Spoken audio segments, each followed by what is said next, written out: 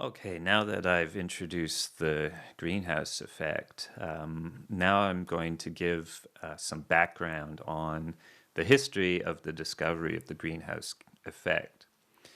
So, in essence, the greenhouse effect was discovered by Joseph Fourier, a French physicist, back in the 1820s, and he surmised that the Earth's temperature was too warm to be explained based on the distance from the sun. So there had to be some other mechanism in place to be able to explain that.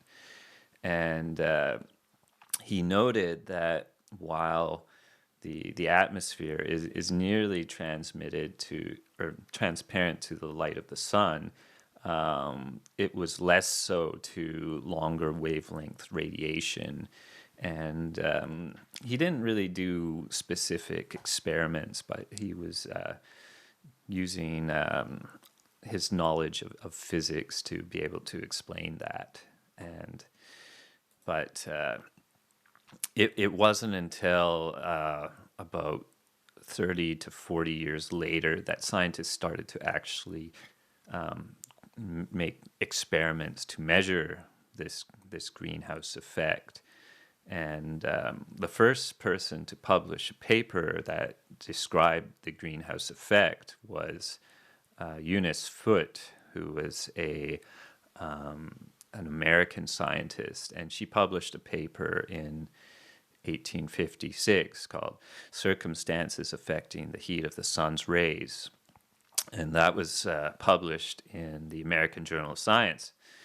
And Eunice Foote, she was a noted women's rights campaigner, and an amateur scientist. But despite the fact that she was kind of prominent in the women's rights movements at that time, we don't actually have any pictures that show what she looked like. And basically, in the 1850s, her and her husband started to do some experiments on experimenting with how sunlight interacts with gases. And she created an experiment where she took different vessels full of different kinds of gases and tried to see what the differences in temperature of these different gases would get when exposed to sunlight. And she noted that humid air heated up faster than dry air. And she noted that carbon dioxide would heat up a lot more than regular air. And one quote from that paper is, at an atmosphere of that gas, carbon dioxide, would give our Earth a high temperature. And this paper, even though it was the first to demonstrate how carbon dioxide was a greenhouse gas, it was largely overlooked until very recently.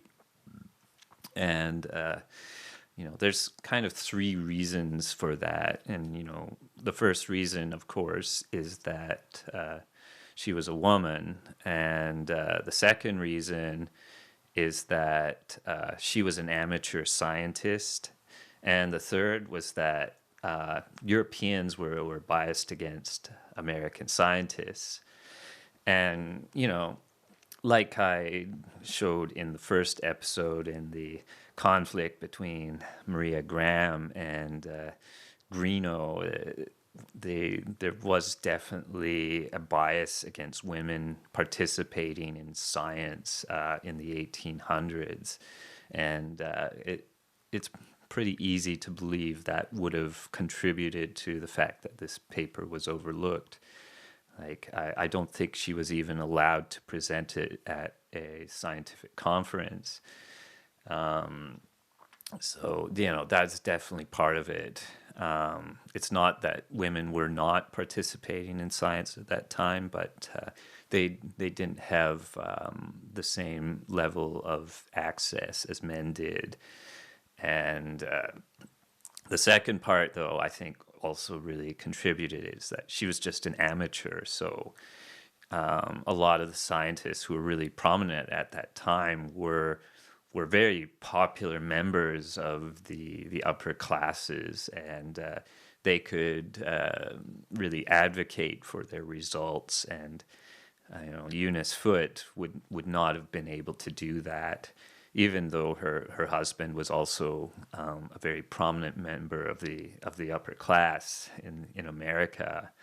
So I mean, those two things really did conspire to make this paper become obscure. I mean, it was just a very short paper. Like, her husband published a paper in the same journal just before hers, and it was a much longer paper. But yeah, there was also bias against American scientists at the time. Like, the memories of the conflicts between Britain and America were still fresh in the minds of people. So that could have also contributed to why this paper was kind of ignored. And but yeah, like I said in the intro, back in the 1800s, the enterprise of science was definitely biased to certain groups of people, and it wasn't really possible for people that were not in that kind of group to become successful. So traditionally, the person who was attributed to discovering the greenhouse effect of gases like carbon dioxide was John Tyndall, and he was a Irish glaciologist and physicist. And just a few years after Eunice Foote published her paper, he published a paper that had a much more sophisticated experimental setup that demonstrated how an air with carbon dioxide and other greenhouse gases would cause more warming than just plain air. And he also measured nitrous oxide and said that's also a greenhouse gas. And John Tyndall was very different. John Tyndall was basically the Bill Nye of the late 1800s. He was a science celebrity. He took his instruments out and he like made a show of it. And I'm sure that by the sounds of it, this device that he used to measure the greenhouse effect, he brought it out on stage and actually showed it to people. So he was very popular, and when he died, he was a very wealthy man because he was always in demand as a speaker. So yeah, he was not the first, but he definitely there was a reason why he was well known for his scientific work. And of course, at that time, they didn't call it the greenhouse effect. The first person to use a greenhouse as an analogy was the Swedish meteorologist Nils Ekholm. He published a review paper in 1901 to sort of give an overview of how climate works. And he was working with Svante Arrhenius, who had published a paper a few years earlier to show the greenhouse or the effect of carbon dioxide on the atmosphere.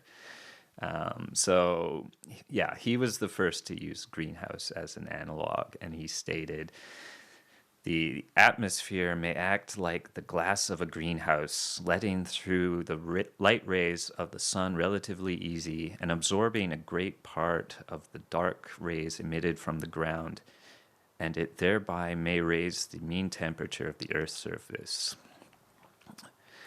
And anyway, he used the analogy of a greenhouse, but he wasn't the person who created the term greenhouse effect. That was done by a British physicist named John Poynting in 1907. And, I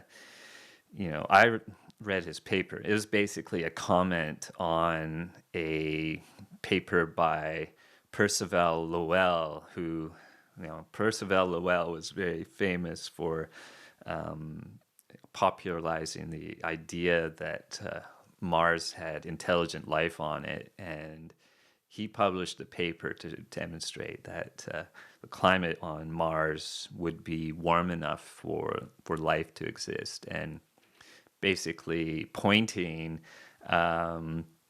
wrote this comments to criticize this idea, and he said, "Oh well, this so-called greenhouse effect would, as it works on Earth, would not work as well on Mars because Mars is not as big, and therefore could not have as thick of an atmosphere." And he's like, but he hardly pays attention to the blanketing effect, or as I prefer to call it, the greenhouse effect of the atmosphere. So reading this paper, I don't think that Poynting actually would have known about Ekholm's paper, because he admitted that he hadn't even read Svante Arrhenius's paper. So this paper is full of math, but at the end he's basically saying no, the greenhouse effect would not be strong enough on Mars to sustain life, and the temperatures would be too cold. And on that topic, there is a greenhouse effect on other planets as well. So the first is Venus, and Venus has a very thick atmosphere, and the atmosphere is composed mostly of carbon dioxide. And because of the thickness of the atmosphere and the fact that it's carbon dioxide, it has a so-called runaway greenhouse effect. Basically, any radiation that goes into Venus that interacts with the carbon dioxide will emit this long wavelength radiation. But because there's so much carbon dioxide, essentially no long wave radiation can escape from the surface of Venus, and as a result, the surface of Venus is about 460 degrees Celsius, and it's way too hot for anything like water to exist there. And even at nighttime, the temperature, the Venus night can last half of its year because it doesn't really rotate that much. But even at nighttime, the surface of Venus is still very hot because the long wavelength radiation essentially cannot escape the atmosphere. On the other hand, there's Mars. So Mars also has an atmosphere that is mostly carbon dioxide. However, because the atmosphere of Mars is so thin, the greenhouse effect almost doesn't matter there. There's just not enough carbon dioxide. There's not enough atmosphere to retain any of the heat, the long wavelength radiation that's produced on Mars. And therefore, the surface of Mars, the temperature is mostly from the heating of the surface from the sun's rays. And people talk about going to Mars, and one of the big issues is that if you wanted to terraform Mars, you would have to make the surface or the atmosphere a lot thicker before you would have any chance. And where would you get those gases? You don't. There's no supply of that. So, terraforming Mars is science fiction. So, the amount of carbon dioxide in the atmosphere is not enough to counter the fact that the atmosphere is very thin. So anyway, that's it for greenhouse gases or the greenhouse effect. So next time I will talk about carbon dioxide.